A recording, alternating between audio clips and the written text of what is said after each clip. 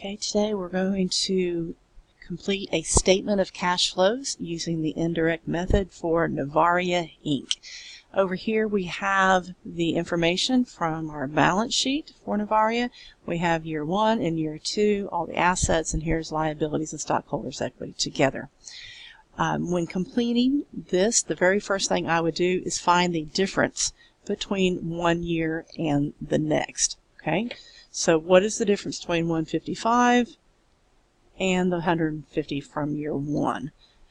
There's a $5,000 increase in cash from year 1 to year 2. And since I'm on Excel, I'm just going to drag that down, and we have the differences for all of those right there. Okay, and I'm going to do the same thing here.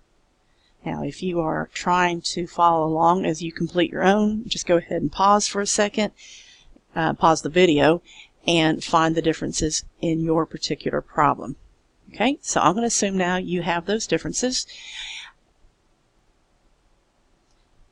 So let's start plugging in some information into our statement of cash flows. Okay, there are 3 sections. There's an operating section, there is an investing section, and there's a financing section. We're going to do the operating section first, so I'm just going to go ahead and type that label in here.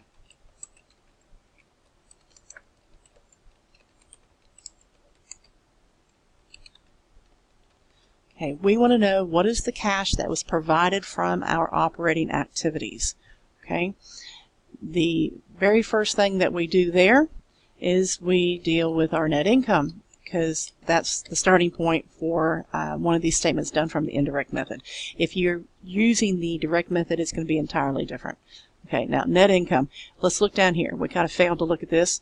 It says that down here, let's see, there was a $500,000 credit to retained earnings for net income. So let's put our net income in here. Okay, that's the first thing we need. Now, after net income, we're going to make adjustments to reconcile net income to net cash flow from operating activities.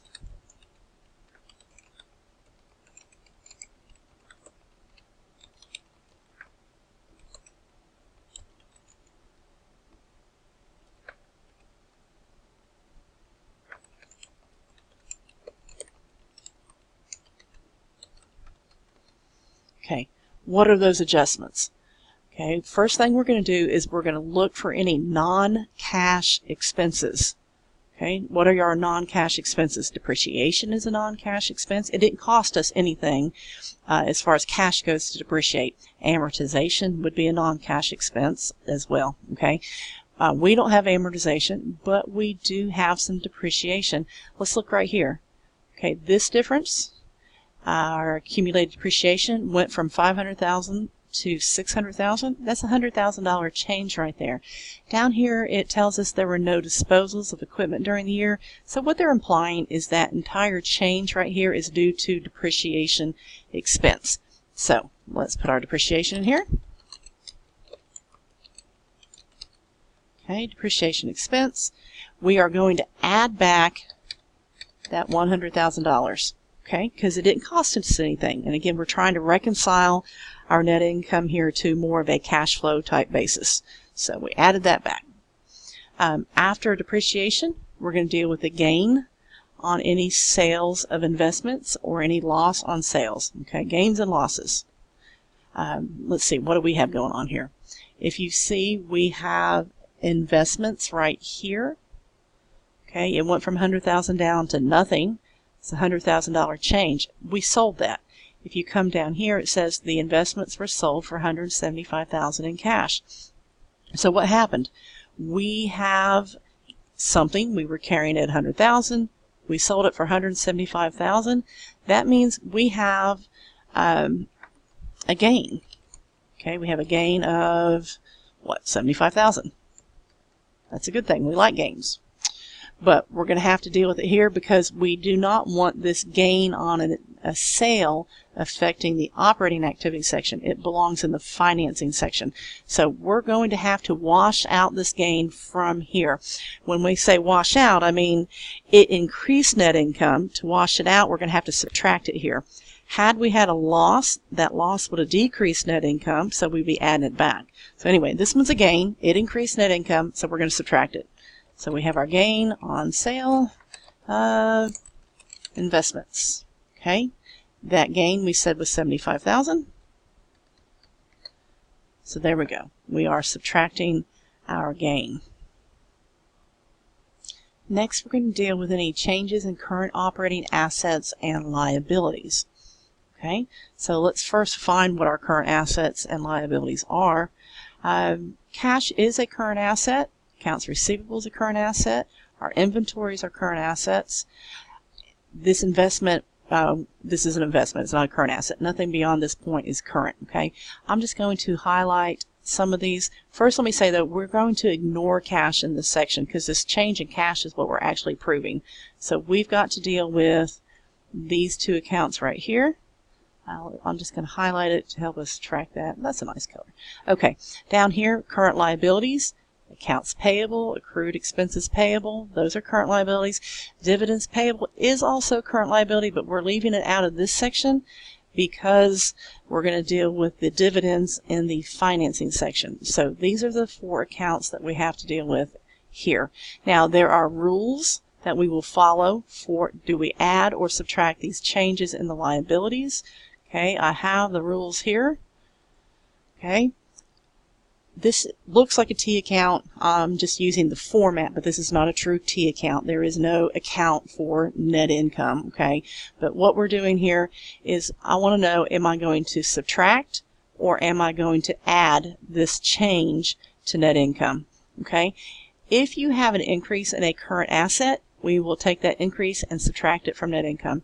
If we have a decrease in a current liability, we're going to subtract that decrease. If we have an increase, an increase in a current liability, we will add that, or a decrease in a current asset is going to be added. Okay, and we'll talk about a little bit of the logic behind it in just a second. So, accounts receivable right here, that is a current asset, and that current asset went up $50,000. So let's look at our rules here that I've summarized. That is an increase in a current asset. Okay, so over here, our increase in a current asset, we're going to just type that here, increase in accounts receivable. Okay, and we said that we would have to subtract that from net income. Okay, now why are we subtracting that? If you think about it here, if our accounts receivable went up, that means we have sales on account that, we're not collecting. There's $50,000 less collected this year than last year. So on a cash basis, we did not make $50,000 extra sales dollars here. So we're going to remove that. Okay. I'm not going to explain the theory behind all of those, but that kind of gives you an idea. The inventories, that is also a current asset, and it also went up. So we're going to have to put the increase in inventories here. Okay, that's not too far, and that was $20,000. Okay, now come down here to our current liabilities. Accounts payable, it went up, so this is an increase in a current liability. Follows this rule right here. We are going to take this $40,000 change and we are going to add it to net income. Okay, so increase in accounts payable, okay, and that is $40,000. Moving right along, accrued expenses payable right here, that is a current liability that went down. Okay, that is a decrease in current liabilities. We will subtract that number, so that is going to be a subtraction of $5,000. And let's go ahead and label it here. Decrease in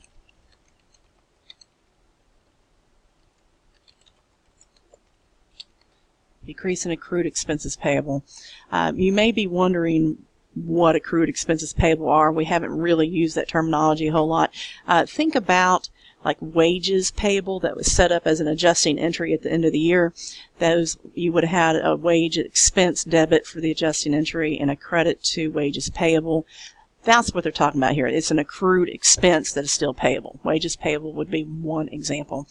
Okay, so we have found all 4 of our changes and put them properly into this right here. Okay, so we are now ready to get our net cash flow from operating activities.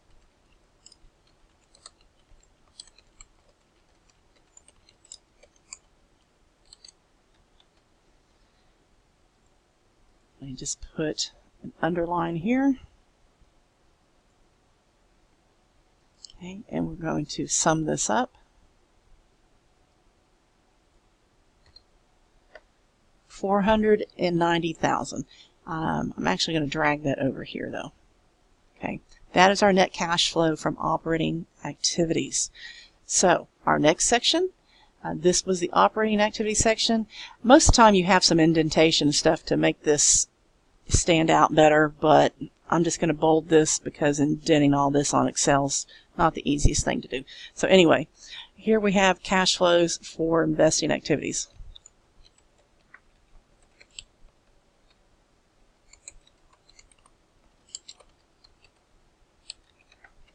Okay, now what goes here?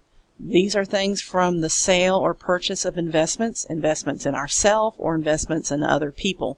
Okay, we have sales of investments right here. Let me go ahead and finish highlighting some of this. Okay, this section right here went with all that blue stuff. Okay, now we're going to look at these investing activities. So we're talking about the changes in these right here. Let's give them a different color. We'll make them green. Okay, so what happened to our investments? Right here, we washed the sale of $75,000 out up here, okay? But the amount of cash we actually got because of the sale of investments is the $175,000. So from selling this investment, we have an increase in cash of $175,000. So let's go ahead and add that right here after I bold that. Okay, so cash from sale of investments.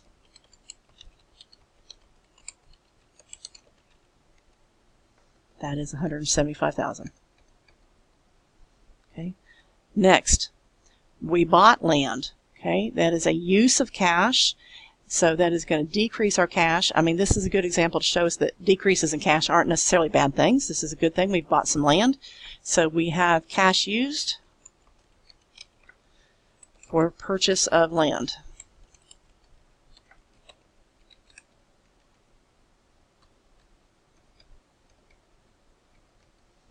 Okay, now the equipment, that is a $200 increase. We also bought some equipment, so cash used for purchase of equipment.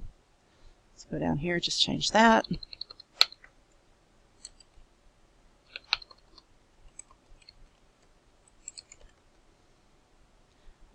That was a failure. Hold on here. Let me rearrange those. The equipment was down here. Okay, now we're back. Okay, cash used for the purchase of equipment, that was $200,000. And let me get over here and put a negative. I forgot to do that. Okay, so those are the 3 things that happened in the investing section. Okay, so let's just keep these green here. You know, those were all investing. Okay, I guess we could go ahead and put that green as well. That's all investing. So bottom line, what happened in the investing section, we're going to get a net of these right here. Okay, let's sum that up.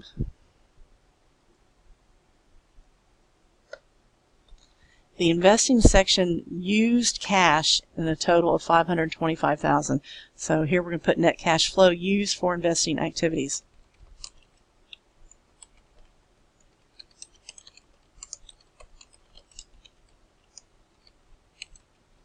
Okay, so that's the second section.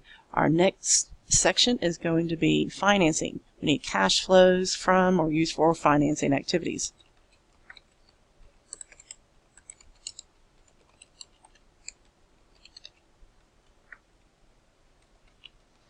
Okay, what belongs here? Well, we have things right here. We have common stock that was issued. Okay, $100,000 change in common stock and $25,000 that was excess of issue price over par. Altogether, we got $125,000 from the sale of our common stock. So let's put that in here.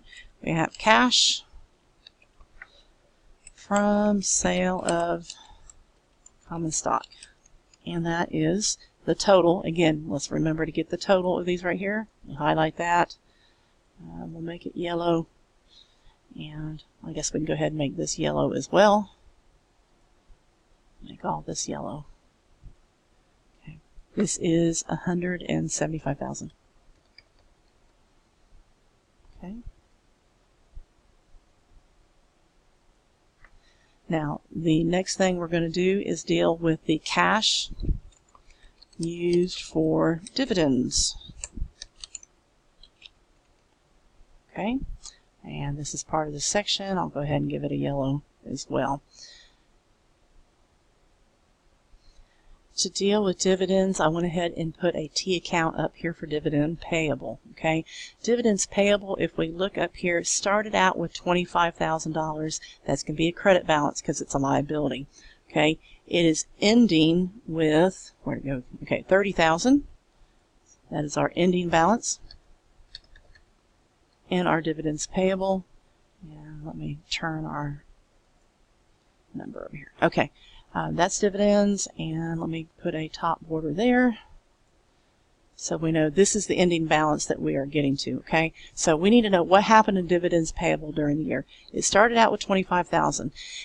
Over here, if we look, it says there was a $90,000 debit to retained earnings for cash dividends declared. When retained earnings was debited, this $90,000, the corresponding credit would have been to dividends payable. Let me say that again in case I misspoke or anything. When we debited retained earnings $90,000, this credit would have went to dividends payable. So that means that $90,000 was added to that during the year. Okay, so we started with $25,000, we added $90,000, and we ended with $30,000. So we need to get the amount of cash that was actually paid out for the dividends. Okay, so this is just a very simple solving for an unknown. We're going to say 25,000 plus 90,000 minus, X equals 30,000. Okay, that's what you got to deal with. So to solve for X, this really goes back to about 7th grade or so. We can flip some things around. It would be the same thing to say that 25,000 plus 90,000 minus 30,000 equals X. Okay? Mathematically, that is the same. Remember, it's an equation. What I did was I added X to both sides. It canceled out here, and it put the X on that side. Then I subtracted this 30,000 from both sides. That canceled it out here, and we put it over there. So now let's do the actual math. This equals 25,000 plus 90,000 minus 30,000. Okay, so the actual cash that was used for dividends is $85,000. That is a use of cash. Okay, so we have everything we need for financing. Let's put a border here. We had $175,000 come in for financing from common stock sale, and then we used $85,000 here. So the difference then is going to be, these two right here added together. We have a $90,000 amount that was a cash flow inflow from financing activities. So let's say net cash flow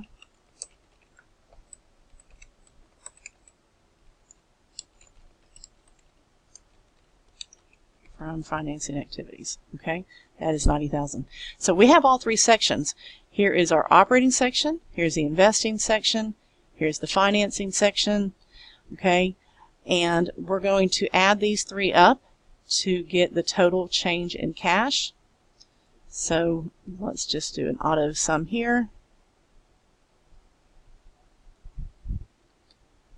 Okay, this says that our change in cash should be $55,000. Okay, and that is absolutely wrong because I have a typo up here.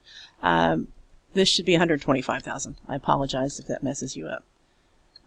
So here it is. It was 125. I just put 175 by accident. So that changes that to 40, and now we see that our increase in cash is $5,000.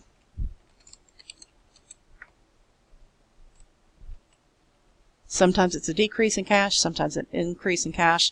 Neither one's inherently bad, okay, because some increases in cash can be bad. I mean, if you're doing poorly and you just start selling off everything to get some cash, that is an increase in cash from some not so good places, okay? But you can have a decrease in cash, and that's because you're paying off liabilities and you're doing really great things. So increase or decrease is not inherently bad. So that is the increase. Now, to that number, we can add the cash at the beginning of the year. Okay, come up here, we see cash started out at $150,000. Okay, so that is $150,000.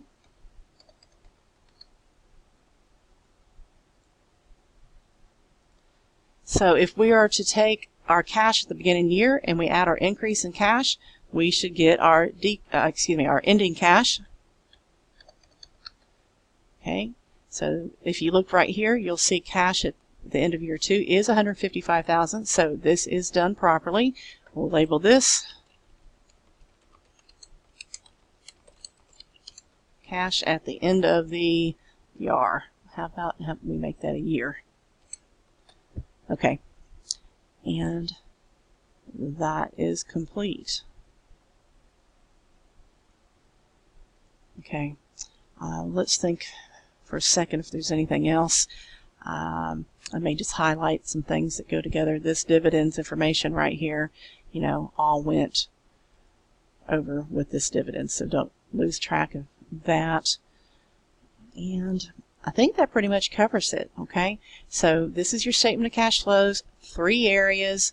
Find the change in each. This is our increase in cash. Add it to the cash at the beginning of the year. That gives you your cash at the end of the year.